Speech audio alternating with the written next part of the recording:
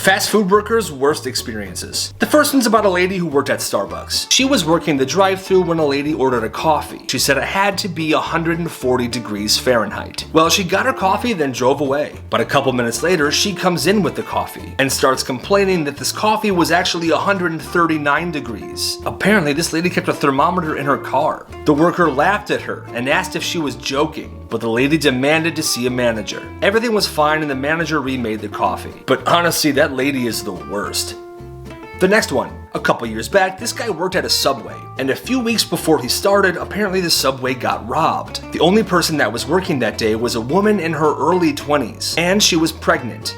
Well, the robber came in and forced her into the walk-in freezer. He then moved a metal table in front of it so she couldn't get out. Eventually, a customer walked into the store and figured out something was not right. He was then able to help her out of the freezer. Well, 2 months later, the store was robbed again, but this time it was after the store was already closed. However, the only thing the robber took was a jar of money that the employees had pooled together to buy that same girl gifts for her baby shower. Talk about unlucky. And the last one. When this guy was 16, he worked at Wendys, and he worked with this dude who dressed kind of like a vampire. Well, as we all know, Wendy's patties are fresh, never frozen. Well, this vampire dude would cut open the sleeves that the beef was shipped in, put the beef to the side, and then he would drink all the blood that had accumulated at the bottom of the bag from the beef. One day a customer saw him do it, and he was fired.